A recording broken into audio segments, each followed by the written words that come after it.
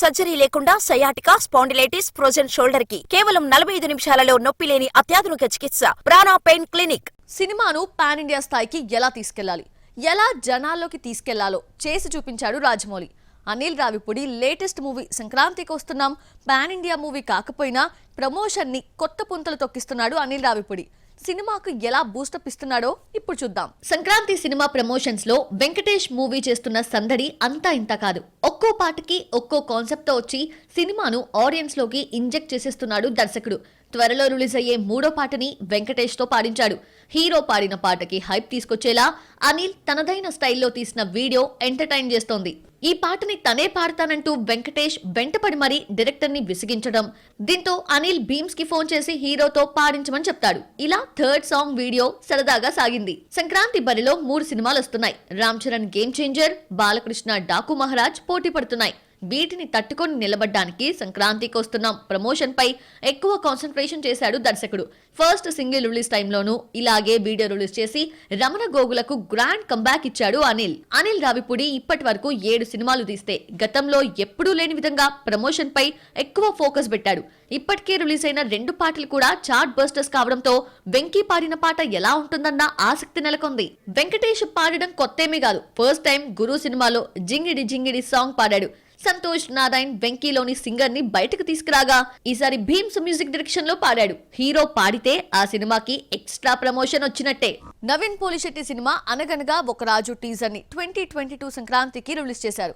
సితారా entertainment తో కలిసి Trivikram banner fortune 4 ఈ మూవీని అనౌన్స్ చేసింది. ఏమైందో ఏమో కానీ ఈ సినిమాను లూప్ లో పెట్టి మిస్ శెట్టి మిస్టర్ పోలిశెట్టి పూర్తి చేశారు నవీన్.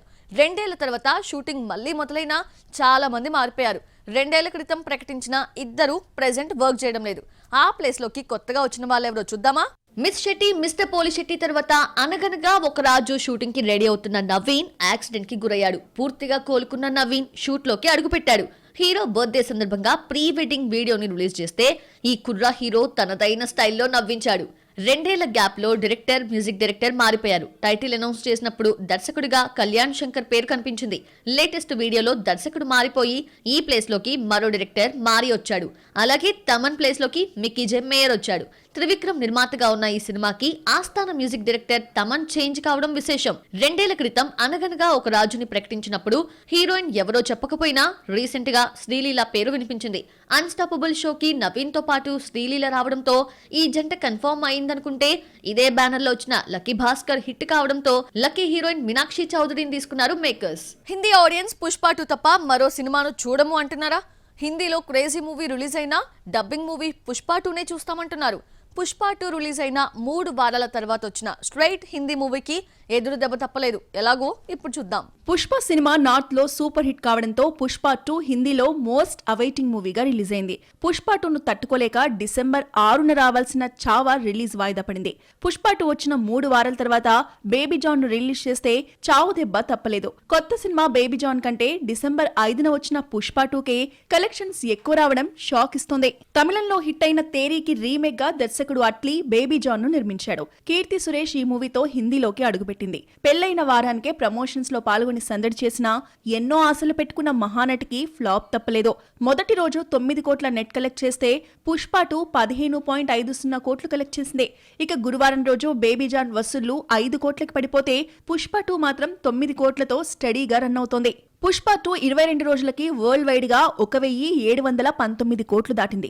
ఈ సందర్భంగా పోస్టర్ రిలీజ్ చేశారు మేకర్స్. ఇక హిందీలో 740 కోట్ల నెట్ ని కలెక్ట్ చేసింది. బాలీవుడ్ లో పుష్ప 2 దూకుడు చూస్తుంటే 800 కోట్ల మార్క్ దాటడం ఖాయమనిపిస్తోంది. హిందీలో 700 కోట్ల మార్క్ చేరిన ఫస్ట్ మూవీగానే కాకుండా 800 కోట్ల మార్క్ రికార్డును కూడా కొల్లగొట్టాలని చూస్తోంది.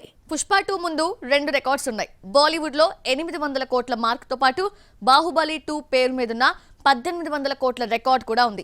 పుష్ప 2 వరల్డ్ వైడ్ గా ఇంకో 100 కోట్ల గ్రాస్ కలెక్ట్ చేస్తే బాహుబలి 2 పేరు మీదున్న 1800 కోట్ల రికార్డును కూడా క్రాస్ చేస్తుంది. పుష్ప 2 కూడా పాన్ ఇండియాగా రిలీజ్ అయినా అన్ని ఏరియాల్లో సక్సెస్ అనిపించుకోలేదు. పుష్ప ఏపీ ఓవర్సీస్ లో నష్టాలు చూడాల్సి వచ్చింది. ఇక పుష్ప 2 అయితే తమిళనాడు, కేరళలో డిజాస్టర్ అయింది. తమిళ రైట్స్ ను 52 కోట్లకు అమ్మితే 33 కోట్లు మాత్రమే వచ్చాయి. కేరళలో బన్నీకి సూపర్ క్రేజ్ ఉండడం, విలన్ గా ఫాహద్ ఫాజిల్ నటించడంతో 20 కోట్లకు బిజినెస్ జరిగితే 7,56 లక్షలు మాత్రమే వచ్చింది. స్విమ్మింగ్ పూల్లో ఫాహద్ ఫాజిల్ కు జరిగిన అవమానాన్ని మలయాళ ప్రేక్షకులు జీర్ణించుకోలేక సినిమాను బాయ్కాట్ చేశారు. ఫాహద్ స్విమ్మింగ్ పూల్లో ఉండగా పుష్ప యూరిన్ పాస్ చేయడం అక్కడి ప్రేక్షకులకి నచ్చలేదు. ఈ కోపాన్ని ఫ్లాప్ చేసి తీర్చుకున్నారు. పుష్ప 2 కొచ్చిన క్రేజ్ ను మేకర్స్ ఫుల్ గా క్యాష్ చేసుకున్నారు. వరల్డ్ వైడ్ గా 500 కోట్ల ప్రీ రిలీజ్ బిజినెస్ దాటిన తొలి ఇండియన్ మూవీ రికార్డ్ కూడా పుష్ప 2 సొంతమే. సినిమాను ప్రపంచవ్యాప్తంగా 617 కోట్లకు అమ్మితే 775 కోట్ల షేర్, 1719 కోట్ల గ్రాస్ ని కలెక్ట్ చేసింది. ప్రాఫిట్ 155 కోట్లు వచ్చినా తెలుగు రాష్ట్రాల్లో బ్రేక్ ఈవెన్ కావడానికి 22 రోజులు పట్టింది. సినిమాను 213 కోట్లకు అమ్మితే ఎట్టకేలకు గట్టెక్కింది. కల్కి, దేవరకు మించిన టికెట్ రేట్లకు పుష్ప 2ను అమ్మడంతో రికవరీ కావడానికి ఇన్ని రోజులు పట్టింది. నైజాం, ఈస్ట్, వెస్ట్ గోదావరిలో ఇంకా బ్రేక్ ఈవెన్ కావాల్సిన ఓవరాల్ గా చూసుకుంటే పుష్ప 2 తెలుగు రాష్ట్రాల్లో ప్రాఫిట్ లోకి ఎంటర్ అయింది. పవన్ కళ్యాణ్ 3 సినిమాలు చేస్తున్నా ఒక్క అప్డేట్ కూడా రావడం లేదు. ఏడాది తర్వాత సెట్స్ పైకి వచ్చాడనుకుంటే 2-3 రోజులు మాత్రమే కెమెరా ముందున్నాడు. డేట్స్ ఇచ్చి షూటింగ్ పూర్తి చేయడం లేదు. మేకర్స్ నుంచి ఎలాంటి అప్డేట్ రాకపోయినా డిసెంబర్ 31 అర్ధరాత్రి ఓ పాటను రిలీజ్ చేస్తారని ఫ్యాన్స్ ఎక్స్పెక్ట్ చేస్తున్నారు. ఇందులో నిజమెంత? పవన్ కళ్యాణ్ అటు పాలిటిక్స్ తో ఇటు సినిమాలతో ఎంత బిజీగా ఉన్నా అప్పుడప్పుడు తనలోని గాయకుడిని బయటకు తీసుకొస్తాడు. పవన్ కళ్యాణ్ లో గాయకుడు ఉన్నా చాలా వరకు బీట్ సాంగ్స్ కే పరిమితమైంది. తమ్ముడు, ఖుషి, జానీ, గుడుంబా శంకర్, పంజాలో బీట్ సాంగ్స్ తో సరిపెట్టిన పవన్ అత్తారింటికి దారేదిలో కాటమరాయిడా అంటూ ఫస్ట్ టైం ఫుల్ సాంగ్ పాడాడు. పవన్ కళ్యాణ్ లోని సింగర్ ను ఆయన స్నేహితుడు త్రివిక్రమ్ 2 సార్లు బయటకు తీసుకొచ్చాడు. అజ్ఞాతవాసిలో కొడుకా కోటేశ్వరరావు అంటూ సాగే పాటను పవన్ తో పాడించగా అనిరుద్ మ్యూజిక్ ఇచ్చారు. వీరమల్లులో పవన్ ఓ పాట పాడిన వార్తను నిర్మాతే ప్రకటించాడు. ఇప్పటికే మణిశర్మ, రమణ గోగుల డైరెక్షన్లో చెరో 2 పాటలు పాడిన పవన్ ఈసారి కీరవాణి సంగీత సారథ్యంలో పాడతాడేమో చూడాలి మరి. వీరమల్లును మార్చి 28న రిలీజ్ చేస్తున్నట్లు నిర్మాత ఏఎం రత్నం ప్రకటించాడు. పవన్ డేట్స్ ఇవ్వలేకపోవడంతో సినిమా వస్తుందా రాదా అన్న డౌట్ వస్తోంది. అయితే త్వరలో అప్డేట్ ఇస్తామంటూ మేకర్స్ ఊరించడంతో పవన్ పాడిన పాటను న్యూ ఇయర్ సందర్భంగా రిలీజ్ చేస్తారని ప్రచారం నడుస్తోంది. నిర్మాత ప్రకటించకపోయినా మెగా గ్రూపుల్లో వైరల్ చేస్తున్నారు పవన్ అభిమానులు. 41 ఇయర్స్ త్రిషని ఏ సినిమాలో చూసినా ఈ అమ్మడి ముందు కుర్ర హీరోయిన్స్ తేలిపోతున్నారు. వయసు 40 దాటినా 20+ భామల మెస్మరైజ్ చేస్తోంది. అయితే ఈ బ్యూటీకి ధీటుగా ఓ 50+ హీరో 30+ లోకి వచ్చేసాడు. మరి ఈ ఇద్దరు ఆడి పాడుతుంటే ఎవరి వయసు తక్కువ అనిపిస్తుంది? Watch the story. Hit pair Ajith, Trisha మరోసారి జతకట్టిన సినిమా విదా ముయర్చి నుంచి ఫస్ట్ సింగిల్ వచ్చేసింది. కాస్త బొద్దుగా ఉండే అజిత్ సన్నగా మారిపోయి టీనేజ్ లోకి వచ్చేశాడు. త్రిషకు ధీటుగా అజిత్ కుర్ర హీరోగా మారిపోయాడు. ఏ టెక్నాలజీ వాడారా అనిపించేలా ఉన్నాడు అజిత్. అర్జున్, రెజీనా ముఖ్య పాత్రలు పోషిస్తోన్న ఈ సినిమాకు మగిల్ తిరుమేని దర్శకుడు. విదా ముయర్చి నుంచి వచ్చిన సింగిల్ సాంగ్ ఫాస్ట్ బీట్ తో సాగింది. ఇలాంటి తీన్ మార్ ట్యూన్స్ కు పెట్టింది పేరైన అనిరుద్ మ్యూజిక్ ఇచ్చాడు. 2023 సంక్రాంతికి వచ్చిన తునివు తర్వాత గ్యాప్ తీసుకున్న అజిత్ 2 ఏళ్ల గ్యాప్ తర్వాత విదా ముయర్చితో మరోసారి సంక్రాంతి పండక్కే వస్తున్నాడు. సంక్రాంతి రేసులో అజిత్ ఒక సినిమాతో వస్తాడనుకుంటే మరో మూవీతో వస్తున్నాడు. గుడ్ బ్యాడ్ అగ్లీ సంక్రాంతికి వస్తోందని నిర్మాత అనౌన్స్ చేశారు. సంక్రాంతి సినిమాలన్నీ ఇప్పటికే పాటలు, టీజర్స్ తో సందడి చేయగా గుడ్ బ్యాడ్ అగ్లీ నుంచి కనీసం గ్లిమ్స్ కూడా రాలేదు. అనుకోకుండా విదా ముయర్చితో సంక్రాంతిని భర్తీ చేస్తున్నాడు అజిత్. తెలుగు సినిమాకి అన్సీజన్ అనేదే లేదు. సినిమా ఇండస్ట్రీ ఫిబ్రవరిని అన్సీజన్ గా చూస్తుంది. అయినా ఇదేమీ పట్టించుకోకుండా థియేటర్స్ లోకి తీసుకొచ్చేస్తున్నారు. సమ్మర్, సంక్రాంతి, దసరాకి ఎక్కువ సినిమాలు రిలీజ్ కావడం కామన్.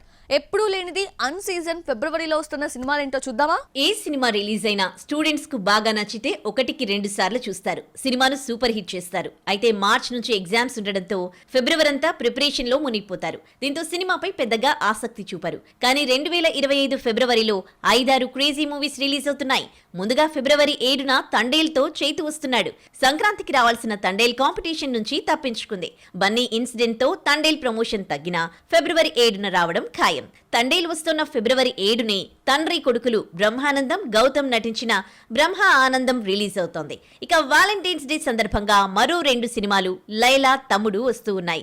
విశ్వక్సేన్ అమ్మాయిగా కనిపిస్తూ ఇంప్రెస్ చేసిన లైలా రిలీజ్ అవుతోంది. డిసెంబర్ 20న రావాల్సిన రాబిన్ హుడ్ వాయిదా పడి ఇంతవరకు రిలీజ్ డేట్ ఫిక్స్ చేసుకోలేదు. నితిన్ మరో మూవీ తమ్ముడు ఫిబ్రవరి 14న థియేటర్స్ లోకి వస్తోంది. రాబిన్ హుడ్ రిలీజ్ డేట్ డైలమాలో పడ్డంతో తమ్ముడు వస్తుందా లేదా అన్న డౌట్ లేకపోలేదు. ఆది పినిష్ శెట్టి హీరోగా నటిస్తోన్న తెలుగు తమిళ బైలింగ్వల్ మూవీ శబ్దం ఫిబ్రవరి 28న విడుదలవుతోంది. అరివెళగన్ దర్శకుడు. వైశాలి తర్వాత వీరిద్దరి కాంబోలో తెరకెక్కుతోన్న రెండో చిత్రం ఇది. కొత్త సినిమాలకు ఫిబ్రవరి అన్ సీజన్ అని తెలిసినా సమ్మర్ సీజన్ అంతా ఫుల్ అయిపోవడంతో ముందే వస్తూ అదృష్టం పరీక్షించుకుంటున్నాయి.